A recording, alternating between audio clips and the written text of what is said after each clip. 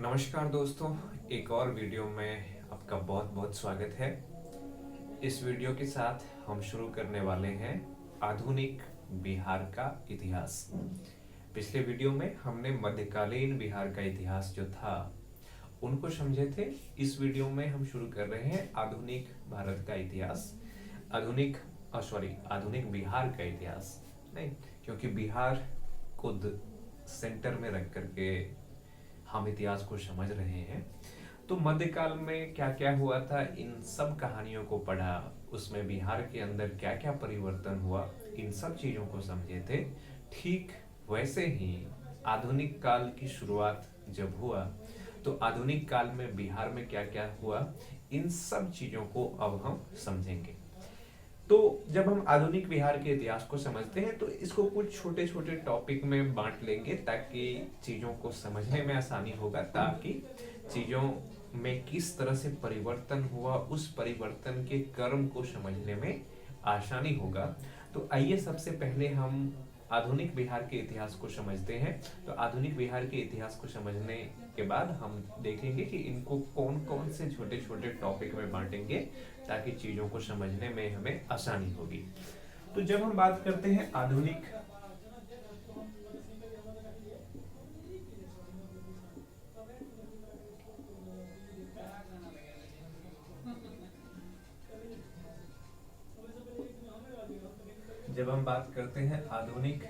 बिहार के इतिहास का, तो आधुनिक बिहार के इतिहास का मतलब हो गया कि जब अंग्रेज भारत आए, और अंग्रेज भारत आने के साथ साथ सबसे पहले एक व्यापारिक कंपनी के रूप में भारत आए थे।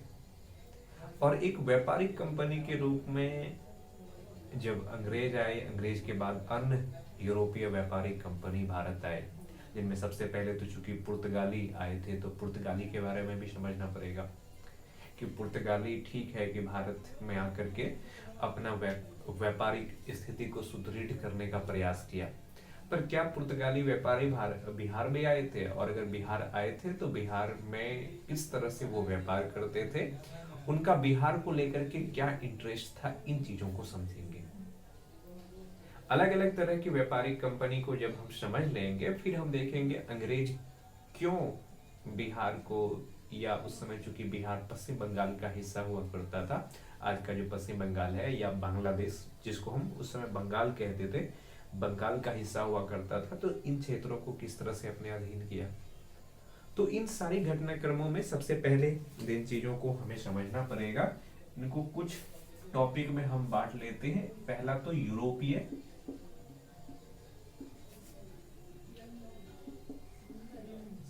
व्यापारिक कंपनी का आगमन।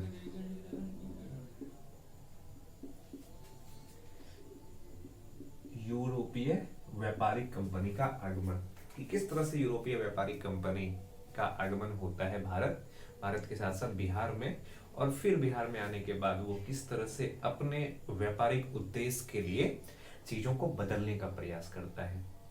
तो आधुनिक बिहार के इतिहास का जो पहला टॉपिक होगा हमारा, वो यही होगा कि यूरोपीय व्यापारिक कंपनी न केवल भारत में बल्कि बिहार में किस तरह से आए और किस तरह से अपने उद्देश्य की पूर्ति के लिए काम करना शुरू किया। दूसरा जो हमारा टॉपिक होगा, चूंकि यूरोपीय व्यापारिक कंपनी में खास करके जो अंग्रेज थे, या जिसको हम कह सकते हैं कि जो ब्रिटेन से जो व्यापारिक कंपनी आए, उन्होंने क्या किया कि 1757 ईस्वी के बाद धीरे धीरे भारत के जो राजनीति है इनमें हिस्सा लेना शुरू किया, इसमें इंटरेस्ट उसका जगना शुरू हुआ। क्योंकि इससे पहले उनको सामान खरीदने के लिए यूरोप से या तो कीमती धातु लाना होता था या सोने के सिक्के लाने होते थे। तो इससे जो अब तक व्यापार हो रहा था, व्यापार एक तरफा व्यापार हो रहा था। इसमें भारत एक प्रोड्यूसर कंट्री की भूमिका निभा रहा था, उत्पादक देश का भूमिका निभा रहा था, जबकि ब्रिटेन या जो बाकी यूरोपीय कंपनी है वो एक बाजार के रूप में था। इस वजह से यूरोप को व्यापारिक घाटा हो रहा था। तो ब्रिटेन ने दिमाग लगाया कि क्यों ना भारत से ही धन प्राप्त किया जाए, भारत से ही सामानों को खरीदने के लिए पैसा प्राप्त किया जाए और उन्हीं पैसे से चीजों को खरीद करके यूरोप के बाजार में क्यों नहीं बेचा जाए। तो इसके लिए उन्होंने क्या किया कि किस तरह से भारतीय राजनीति में हिस्सा लिया और राजनीति में हिस्सा लेने के बाद किस तरह से भारत के लोगों को नियंत्रित करने का प्रयास किया, खास करके जो जनजातीय समाज के लोग थे उन पर क्या प्रभाव पड़ा, क्योंकि जनजाति समाज जो थे वो बाकी लोगों से अपने आप को अलग करके रखे हुए थे और अलग करके रखने की वजह से जो अंग्रेज हैं उनको भी मुख्य धारा में लाने का प्रयास किया, ताकि जिन क्षेत्र में वो रहते हैं वहां से टैक्स दे सके, वहां से वो कर उनके पास आ सके।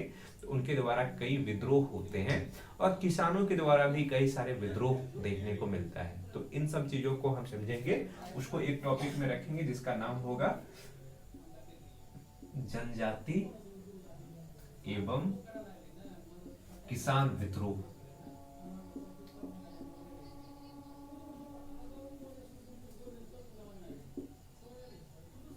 जनजाति एवं किसान विद्रोह हमारा दूसरा टॉपिक होगा, जिसमें हम देखेंगे कि जनजाति लोग और किसान लोग किस तरह से यूरोपीय कंपनी के सामने चुनौती पेश करता है। जो हमारा तीसरा टॉपिक होगा वो होगा 1857 ईस्वी की क्रांति एवं बिहार। जब अंग्रेजों ने भारत के ऊपर राजनीतिक रूप से नियंत्रण स्थापित कर लिया तो भारत के लोगों के अंदर ब्रिटिश हुकूमत के विरुद्ध एक विद्रोह की भावना पनपना शुरू हुआ और इस विद्रोह का जो सबसे महत्वपूर्ण स्वरूप देखने को मिला था वो 1857 में देखने को मिला था। तो 1857 ईस्वी के विद्रोह में तो पूरे भारत के अलग अलग हिस्से के लोगों ने भाग लिया था, पर इस विद्रोह में बिहार का क्या भूमिका था, इन चीजों को हम समझेंगे क्योंकि बिहार को हम सेंटर में रख रहे हैं। इसके बाद फिर आजादी का आंदोलन शुरू हुआ जिसको कहते हैं राष्ट्रीय आंदोलन। राष्ट्रीय आंदोलन में बिहार का क्या क्या योगदान था, इन चीज को समझेंगे। राष्ट्रीय आंदोलन, राष्ट्रीय आंदोलन के दौरान बिहार का भूमिका क्या था, बिहार का स्थिति क्या था, इन चीजों को हम समझेंगे।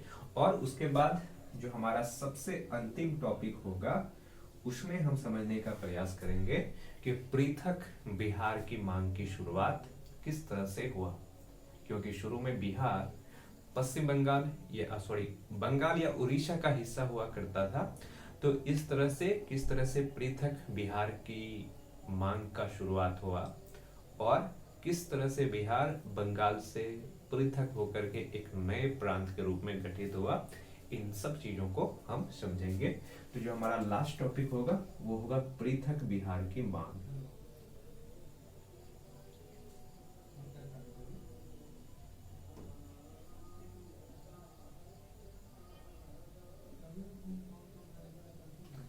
पृथक बिहार की मांग। तो ये हमारा कुछ टॉपिक होगा जिसको हम पढ़ेंगे आधुनिक बिहार के इतिहास में, और अगर हम इन चीजों को समझ लेंगे तो लगभग बिहार के इतिहास को समझ लेंगे। बीपीएससी जो कॉम्पिटिटिव एग्जाम है इसमें आधुनिक बिहार से बहुत सारे क्वेश्चन आते हैं, हालांकि हिस्ट्री से बहुत ज्यादा क्वेश्चन आते हैं जिसमें कि इंडियन हिस्ट्री, कुछ हिस्सा एक दो क्वेश्चन वर्ल्ड हिस्ट्री से होते हैं, पर मेन फोकस होता है उसका इंडियन हिस्ट्री में। इंडियन हिस्ट्री में भी जो मॉडर्न हिस्ट्री है वो पार्ट सबसे ज्यादा महत्वपूर्ण हो जाता है, न केवल भारतीय इतिहास का बल्कि बिहार के इतिहास का भी जो मॉडर्न हिस्ट्री का हिस्सा है वो सबसे महत्वपूर्ण हो जाता है। तो आइए अब इन सारे टॉपिकों में से जो हमारा पहला टॉपिक है यूरोपीय व्यापारिक कंपनी का आगमन, इसको समझने का प्रयास करते हैं कि किस तरह से यूरोपीय व्यापारिक कंपनी बिहार आते हैं, बिहार में किस तरह से अपने आप को एक व्यापारिक कंपनी के रूप में स्थापित करने का प्रयास करता है। इस कहानी को अब हम समझेंगे।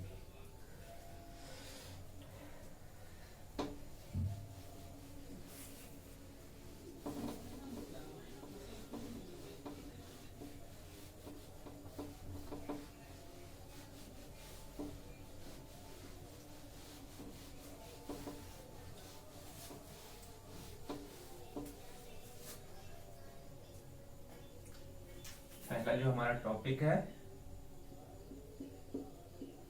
यूरोपीय कंपनी का प्रवेश। किस तरह से यूरोपीय कंपनी बिहार में आते हैं, इस टॉपिक में हम इन्हीं चीज को जानेंगे।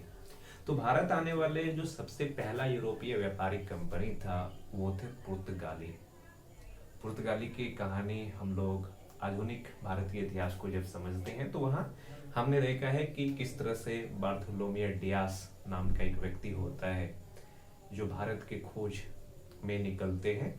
अटलांटिक महासागर से होते हुए वो सबसे पहले जो आज का दक्षिण अफ्रीका है, दक्षिण अफ्रीका के सबसे दक्षिणतम बिंदु केप ऑफ गुड होप तक पहुंचते हैं और उसके बाद वो वहां से लौट जाते हैं।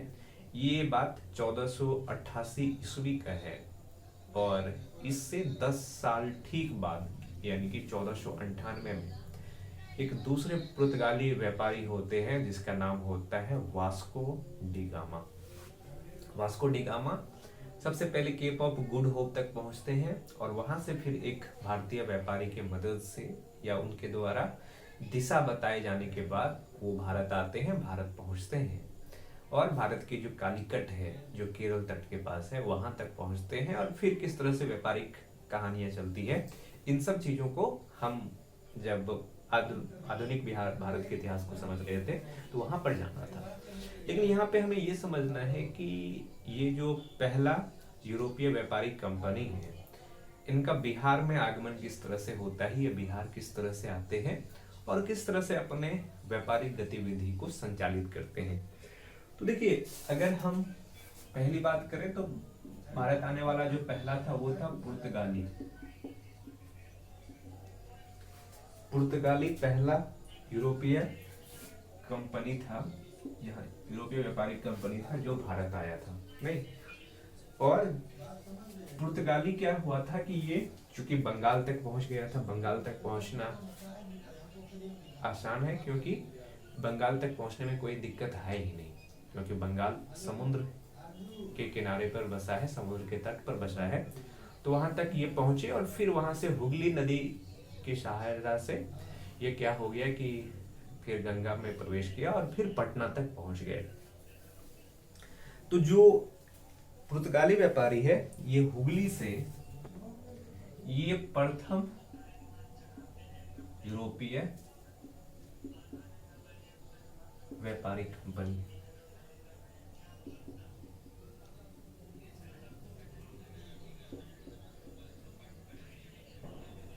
यूरोपीय व्यापारिक कंपनी पुर्तगाली जो थे ये बिहार आने वाले प्रथम यूरोपीय व्यापारिक कंपनी थे।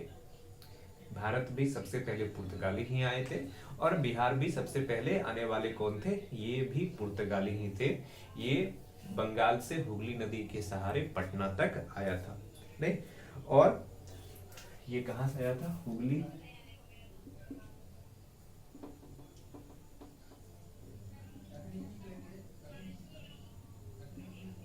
नदी से पटना आया।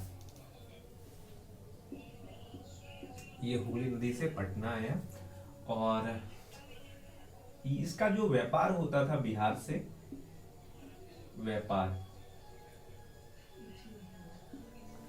ये जो व्यापारिक कंपनी थे, पुर्तगाली व्यापारिक कंपनी थे, ये व्यापारिक कंपनी मुख्य रूप से बिहार से क्या खरीदते थे, सोना,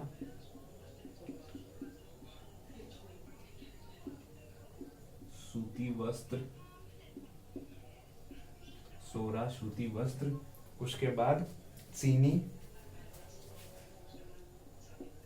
मसाले, ये सब चीजें ये बिहार आकर के खरीदते थे और फिर हुगली नदी के सहारे ये बंगाल के तट तक पहुंचते थे और फिर वहां से चीजों को ले जाता था यूरोप और वहां पे उनको बेचते थे।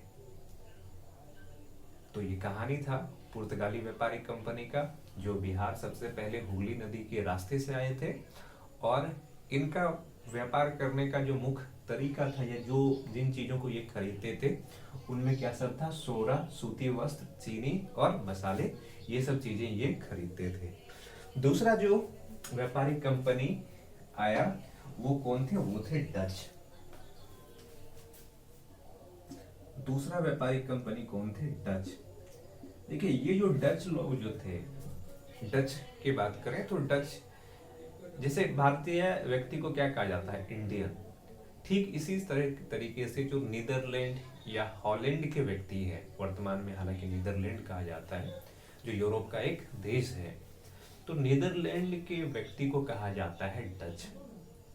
और भारत आने वाले दूसरे व्यापारिक कंपनी कौन थे? डच व्यापारिक company, Dutch east India company नाम से एक व्यापारिक कंपनी का स्थापना हुआ था। और ये व्यापारिक कंपनी सबसे पहले दूसरी बात मतलब दूसरा सब आने वाले व्यापारिक कंपनी था। इन्होंने क्या किया कि अपना पहला, अगर इसकी बात करें तो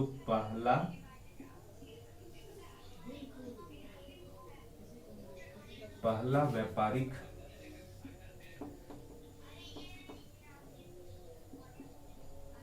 कोठी की स्थापना,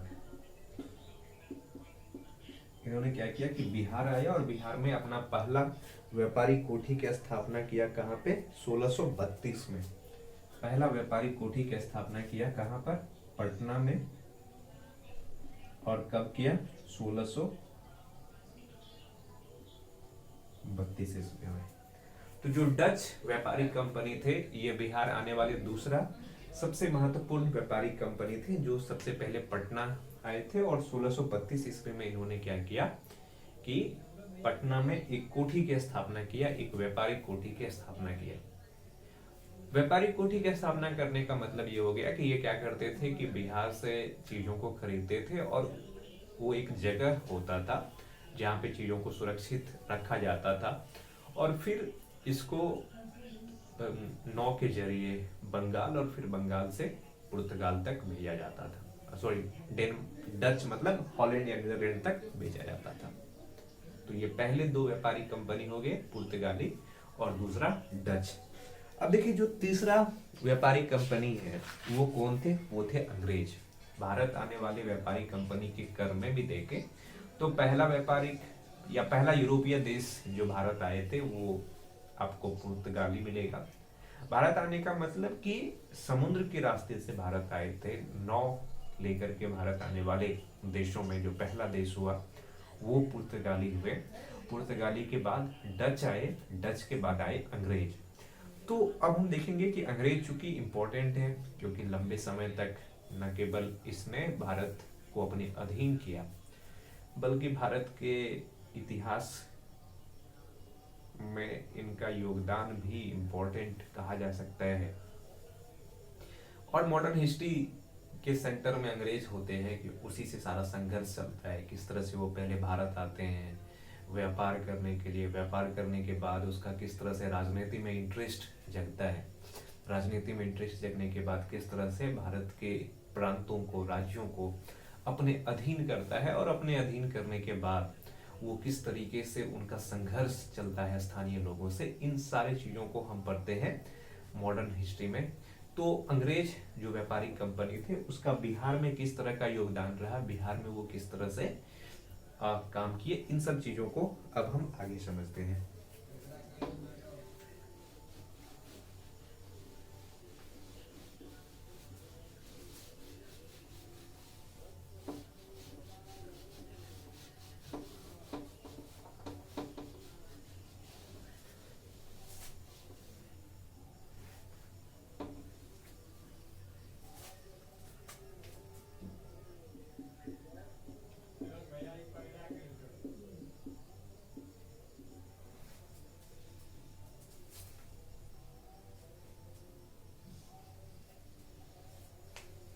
अंग्रेज, तो अगर हम अंग्रेज की बात करें तो अंग्रेज के बारे में अगर समझे तो अंग्रेज ने किस तरह से भारत में व्यापारिक गतिविधियों को संचालित किया। देखिए तो सबसे पहले इन्होंने क्या किया कि 1620 ईस्वी में अपना एक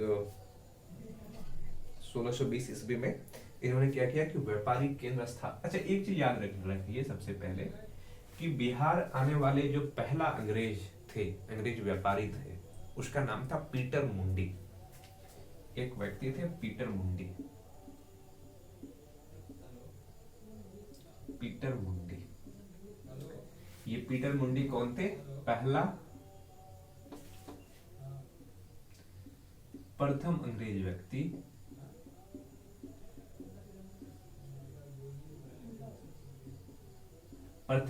व्यक्ति थे जो बिहार आए थे, पीटर मुंडी। पीटर मुंडी के बाद 1620 ईस्वी में क्या हुआ कि पटना में एक व्यापारिक कोठी की स्थापना किया गया, पर यह व्यापारिक कोठी चला नहीं। 1621 ईस्वी में यह व्यापारिक कोठी बंद हो गया। तो फिर अंग्रेज ने क्या किया कि 1651 में इसको वास्तविक सफलता मिला। 1651 में वास्तविक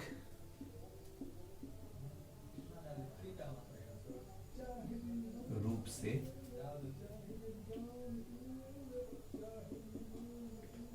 व्यापारिक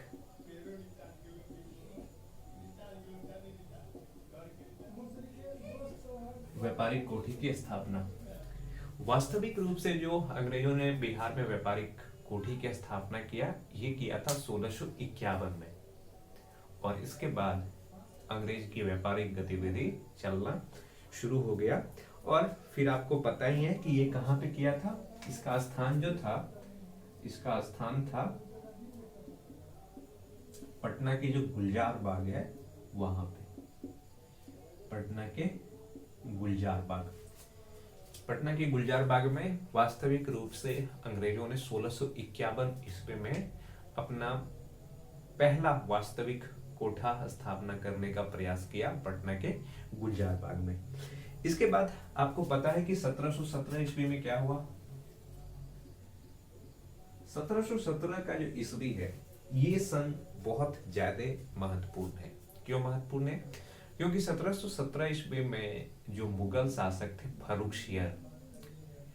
शियर ने क्या किया कि अंग्रेजों को अपने प्रांतों में व्यापार करने का एकाधिकार दे दिया, और उसमें भी मुक्त व्यापार करने का, कि अब तुमको टैक्स नहीं देना है व्यापार करने पर, तुम अब टैक्स दिए बगैर बिहार में क्या कर सकते हो, व्यापार कर सकते हो। बिहार ही नहीं बल्कि जो पश्चिम बंगाल का जो बंगाल का हिस्सा है वहां पर।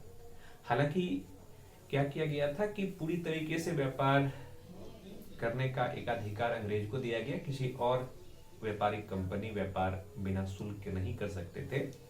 पर इन्होंने एक चीज किया कि अंग्रेजों के लिए एक निश्चित राशि निर्धारित कर दिया कि अंग्रेज जो व्यापारिक कंपनी है, खास करके अंग्रेज लोग नहीं, एक अंग्रेज जो व्यापारिक कंपनी है, ये काम किसने किया था? फर्रुख शियर।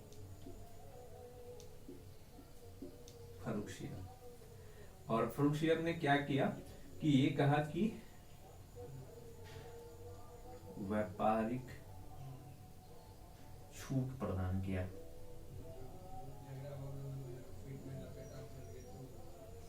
व्यापारिक छूट प्रदान किया किसको? ईस्ट इंडिया कंपनी को। जो ब्रिटिश ईस्ट इंडिया कंपनी है, ब्रिटिश ईस्ट इंडिया कंपनी को व्यापारिक छूट प्रदान किया फर्रुख शियर ने कि आप अपने तरीके से पूरे के पूरे जो बंगाल का प्रांत है, इन प्रांतों में व्यापार कर सकते हैं, आपको किसी तरह का रोक टोक का सामना नहीं करना पड़ेगा। और इसके एवज में इन्होंने एक निश्चित राशि निर्धारित किया कि इतना निश्चित राशि आपको प्रत्येक वर्ष देना ही है। देखिए, फर्रुख शियर ये काम करके कहीं ना कहीं जो भारत और जो बंगाल की समृद्धि थी, जिसके जरिए बंगाल और बिहार का जो प्रांत है वो बहुत ज्यादा पैसा कमाता था, वो एक रास्ता था व्यापार करने का। जब भी अंग्रेज व्यापारिक कंपनी इन क्षेत्रों से सामान खरीदते थे तो उनको व्यापारिक कर देना होता था, टैक्स देना होता था। पर फर्रुख शियर की इस नीति ने क्या किया कि उनको छूट प्रदान कर दिया, और छूट प्रदान करने की वजह से अब दूसरे व्यापारिक कंपनी का इन क्षेत्रों में व्यापार करना मुश्किल होता चला गया, क्योंकि उनको अब ज्यादा पैसा चुकाना पड़ता था अंग्रेजों के तुलना में। तो इस वजह से दूसरे व्यापारिक कंपनी के लिए मुश्किल शुरू हो गया। यहाँ से फर्रुख शियर यही काम नहीं किया, इसके साथ साथ इन्होंने क्या किया कि जो ईस्ट इंडिया कंपनी की व्यापारिक कंपनी के रूप में जो था, इनको सिक्के जारी करने का भी अधिकार दे दिया।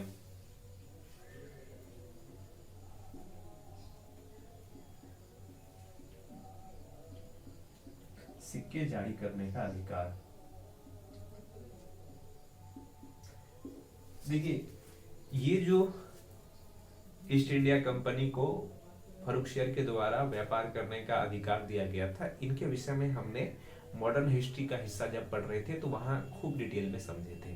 पर यहाँ पे ये समझ लीजिए कि दो महत्वपूर्ण चीज हुआ इस समझौता के तहत। पहला, जो यूरोपीय व्यापारिक कंपनी में खास करके अंग्रेज हैं, अंग्रेज में भी किसी व्यक्ति को नहीं बल्कि ईस्ट इंडिया कंपनी को बंगाल प्रांत में व्यापार करने का छूट मिल गया। अब वो बिना किसी शुल्क चुकाए इस प्रांत में व्यापार कर सकते थे। और दूसरा चीज क्या हुआ कि जो सिक्का जारी करने का जो अधिकार दिया गया, ये कहीं ना कहीं एक दिक्कत वाली बात हो गई। तो ये कहानी रहा तीन व्यापारिक कंपनी का, जो अलग अलग समय पे बिहार आए और बिहार में अपने आप को मजबूत करने का प्रयास किया अपने व्यापारिक उद्देश्य के पूर्ति करने के लिए। इनमें सबसे ज्यादा सफल अगर कोई रहा तो वो निसंदेह अंग्रेज रहा, क्योंकि अंग्रेज 1717 ईस्वी में तो उसको व्यापारिक छूट प्रदान हो ही गया है, किसी तरह का टैक्स देना ही नहीं है। और इसके बाद के वर्षों में अंग्रेज का ध्यान एक चीज पे जाता है कि कितना ज्यादा से ज्यादा मुनाफा कमाया जाए, और ज्यादा से ज्यादा मुनाफा कमाने के लिए वो कोशिश करता है कि पैसा भी भारतीय प्रांतों से ही प्राप्त किया जाए, यहीं से पैसा प्राप्त करके, धन प्राप्त करके यहाँ का सामान भी खरीदा जाए और इन सामान को यूरोप में बेच करके अधिक से अधिक मुनाफा कमाया जाए। तो अब हमारा जो अगला चीजें शुरू होगा इसमें ये चीज शुरू होगा कि किस तरह से व्यापारिक कंपनी बनने के बाद ईस्ट इंडिया कंपनी अब भारत के राजनीति में हिस्सा लेता है। भारत के राजनीति में किस तरह से उनका दिलचस्पी बढ़ता है, न केवल भारत की राजनीति में बल्कि मुख्य रूप से जो पश्चिम बंगाल बार बार निकलता है, पर ये समझिए जो बंगाल है जिसका हिस्सा उस समय बिहार भी हुआ करता था, बिहार में उसका किस तरह से इंटरेस्ट जगता है, इन चीजों की कहानी अब हम समझेंगे। तो सबसे पहले हम ये देखेंगे कि फर्रुखसियर ही नहीं बल्कि जब 1707 ईस्वी में औरंगजेब का मृत्यु हो जाता है, तो औरंगजेब के मृत्यु के पश्चात जो मुगल साम्राज्य है, मुगल साम्राज्य कमजोर पड़ना शुरू हो जाता है। मुगल साम्राज्य में कोई भी योग्य शासक उसके बाद नहीं मिला जो इतने बड़े साम्राज्य को सुदृढ़ करके रख सके, और धीरे धीरे मुगल साम्राज्य बिखरता चला गया। और इन बिखरने की क्रम में बंगाल मुगल से अपने आप को अलग करने का प्रयास किया अलग अलग शासकों के द्वारा, और बाद में बंगाल एक स्वतंत्र प्रांत बन गया। हालांकि 1700 ईस्वी से लेकर के जो 1750 ईस्वी का दौर रहा, 1757 ईस्वी का दौर रहा, ये दौर बंगाल की समृद्धि का दौर था, क्योंकि पूरे भारत से ही नहीं बल्कि एशिया से जितना सामान यूरोप पहुंचता था उनमें से 60% व्यापार बंगाल के साथ होता था। तो इससे अंदाजा लगाया जा सकता है कि व्यापारिक महत्व बंगाल का कितना रहा होगा। तो आइए अब हम अगले चीजों को शुरू करते हैं, जो हमारा ये है कि किस तरह से बंगाल मुगल सत्ता से बाहर निकल करके एक स्वतंत्र प्रांत के रूप में स्थापित होता है, और फिर किस तरह से इसका अंग्रेजों के साथ एक संघर्ष की कहानी शुरू होती है।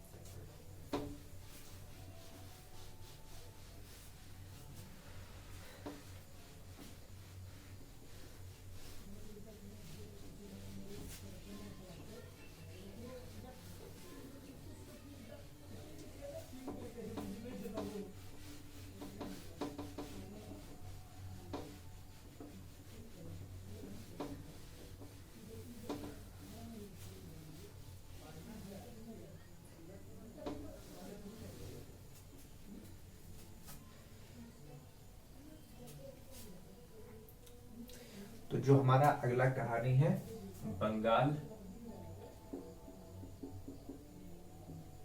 बिहार एवं अंग्रेज,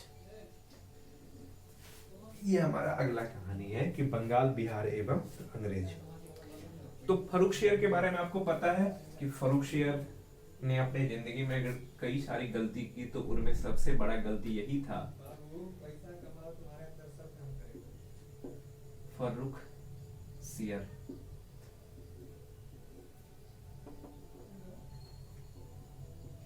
फर्रुखसियर फर्रुखसियर के बारे में पता है कि 1717 ईस्वी में इसके द्वारा एक चार्टर जारी करके क्या किया जाता है कि बंगाल में ब्रिटिश ईस्ट इंडिया कंपनी के व्यापार को मुक्त कर दिया जाता है, यानी कि ब्रिटिश ईस्ट इंडिया कंपनी अब बंगाल में मुक्त रूप से व्यापार कर सकते हैं।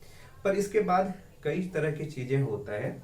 इन्होंने ईस्ट इंडिया कंपनी को 1717 में व्यापारिक एकाधिकार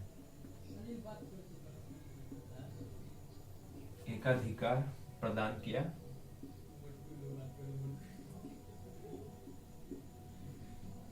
सबसे पहले इन्होंने क्या किया कि 1717 ईस्वी में ईस्ट इंडिया कंपनी को व्यापारिक एकाधिकार प्रदान किया। ईस्ट इंडिया कंपनी को व्यापारिक एकाधिकार प्रदान किया। इसके साथ साथ इन्होंने क्या किया कि मुर्शिद कुली खां को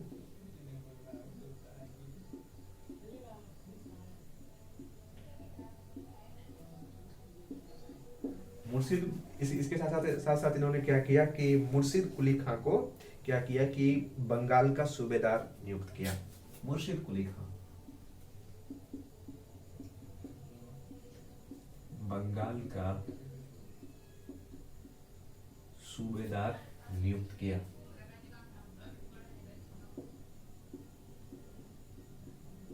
इसके बाद इन्होंने क्या किया कि मुर्शिद कुली खां को बिहार का सूबेदार नियुक्त किया। किसने? तो फर्रुखसियर के द्वारा।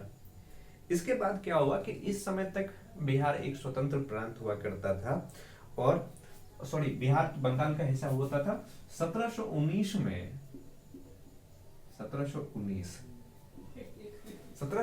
में क्या किया कि उड़ीसा को भी बिहार का बंगाल का हिस्सा बना दिया गया और उड़ीसा का भी सूबेदार घोषित किया गया।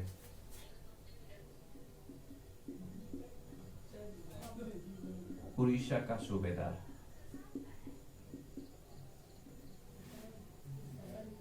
इसके बाद क्या किया गया कि फर्रुखसियर को क्या किया गया कि उड़ीसा का सूबेदार बनाया गया। कब? 1719 ईस्वी में 1719 में। तो इसके बाद क्या हुआ कि फर्रुखसियर बंगाल के सूबेदार होने के साथ साथ अब उड़ीसा का भी सूबेदार बन गया। इसके बाद क्या हुआ कि 1727 ईस्वी में सुजाउद्दीन इसका मृत्यु हो जाता है। इसका मृत्यु कब हुआ? इसका मृत्यु हो गया 1727 ईस्वी के बाद आसपास। किसका? मुर्शिद कुली खां का। और मुर्शिद कुली खां के बाद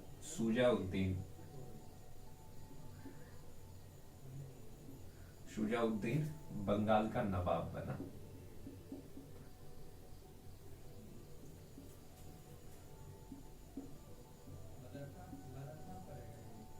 बंगाल का नवाब बना कब? 1727 ईस्वी में शुजाउद्दीन क्या हुआ कि बंगाल का नवाब बना। और अलवर्दी खां को बिहार का उप सूबेदार बनाया गया। अलवर्दी खां को बनाया गया बिहार का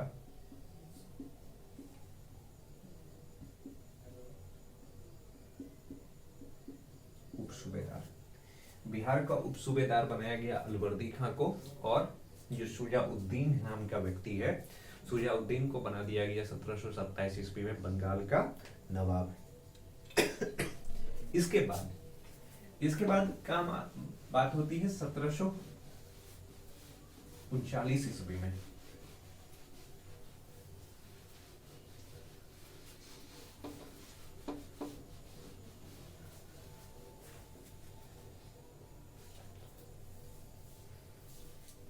देखिए 1727 में सुजाउद्दीन बंगाल का नवाब बना और 1739 में यानी कि ठीक 12 वर्ष के बाद बंगाल का नवाब बनता है कौन?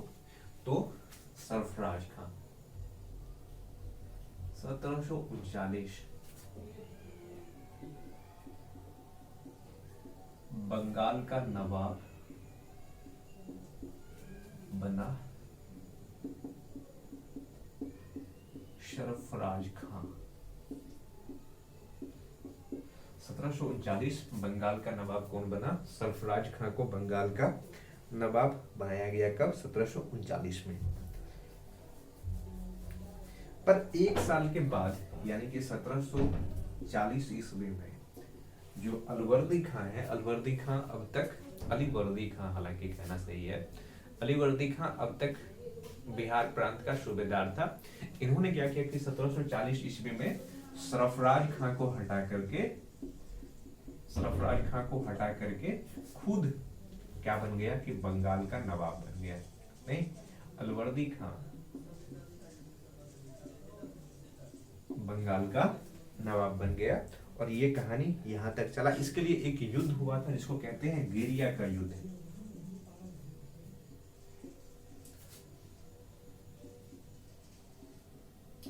गिरिया का युद्ध। और गिरिया के युद्ध में क्या किया कि अलवर्दी खां ने सरफराज खां को बंगाल के गद्दी से हटा करके खुद बंगाल का नवाब बन गया। तो ये कहानी यहां तक चला। इसके बाद अलवर्दी खां के नेतृत्व में कुछ कुछ चीजें हुआ। उनमें सबसे पहला चीज क्या हुआ इसको समझते हैं। क्योंकि 1740 से लेकर के 1756 ईस्वी तक बंगाल के शासक के रूप में काम किया अलवर्दी खां। और अलवर्दी खां एक मजबूत शासक हुए और उन्होंने ये कोशिश किया कि किस तरह से बंगाल के व्यापार को अंग्रेज के प्रभाव से मुक्त किया जाए। और इसके वजह से उनका कई बार अंग्रेज अधिकारियों के साथ मतभेद बना रहा। और उनके मृत्यु के बाद एक मौका मिला अंग्रेज को और उन्होंने बंगाल को अपने अधीन करने की कोशिश किया।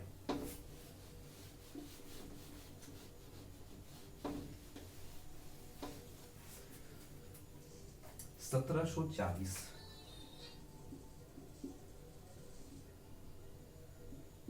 1740 ईस्वी 1740 ईस्वी में सबसे बड़ी घटना तो ये हुआ कि अलवर्दी खां बंगाल का नवाब बन गया। और अलवर्दी खां बंगाल का नवाब बनते ही इन्होंने क्या किया, 1740 में क्या हुआ था कि अलवर्दी खां बना बंगाल का नवाब।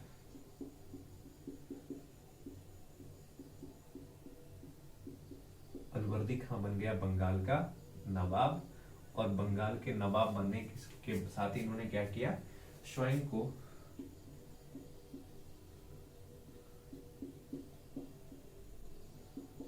मुगल के प्रभाव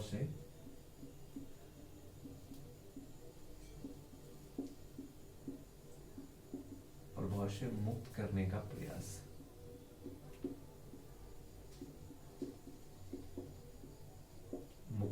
प्रयास। सबसे पहला काम इन्होंने यही किया कि खुद को मुगल के प्रभाव से मुक्त करने का प्रयास किया ताकि ये स्वतंत्र रूप से बंगाल प्रांत के विषय में निर्णय ले सके। और इसके बाद इन्होंने क्या किया कि इसका क्या हुआ कि अंग्रेजों के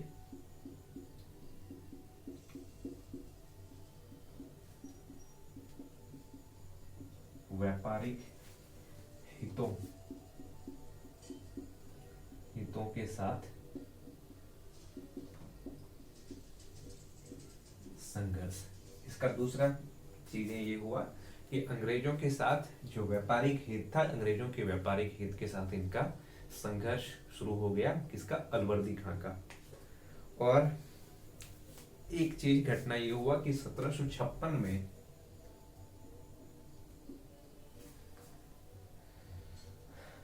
अलवर्दी खां का निधन और इसके निधन के पश्चात बंगाल का नवाब बना कौन सा? सिराज उद दौला। बंगाल का नवाब बना सिराज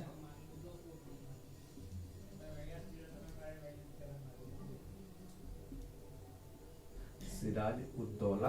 क्या बना? बंगाल का नवाब।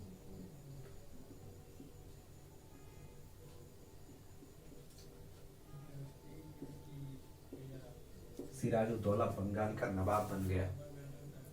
और फिर सिराजुद्दौला और ब्रिटिश ईस्ट इंडिया कंपनी के बीच व्यापारिक हित को लेकर के टकराव शुरू हुआ और फिर 1757 में प्लासी की मशहूर लड़ाई हुई और इस लड़ाई में सिराजुद्दौला का हार होता है और वो मारे भी जाते हैं। तो 1756 ईस्वी के बाद क्या कहानी चला, इन सब चीज़ों को आगे के वीडियो में समझेंगे। ये भी समझेंगे कि 1757 की जो लड़ाई है किस तरह से सिराजुद्दौला के सेनापति के द्वारा एक धोखे की कहानी है और इस धोखे की कहानी में सिराजुद्दौला के जो सेनापति होते हैं वही अंग्रेजों के साथ मिल जाते हैं और अंततः जो सिराजुद्दौला है उनको हार का सामना करना पड़ता है और उनके हार के साथ ही जो बंगाल प्रांत था, ये बंगाल प्रांत पर नियंत्रण होता है किसका, अंग्रेजों का। और फिर किस तरह से 1757 से लेकर के 1764 ईस्वी के बीच तक बंगाल के नवाब बनने की होड़ में अलग अलग व्यक्ति शामिल होते हैं और किस प्रकार से ईस्ट इंडिया कंपनी अपने हितों के पूरा करने के लिए बंगाल के नवाब का प्रयोग करते हैं। इन सारे कहानी को आगे के वीडियो में समझेंगे। इस वीडियो में इतना ही। बहुत बहुत धन्यवाद।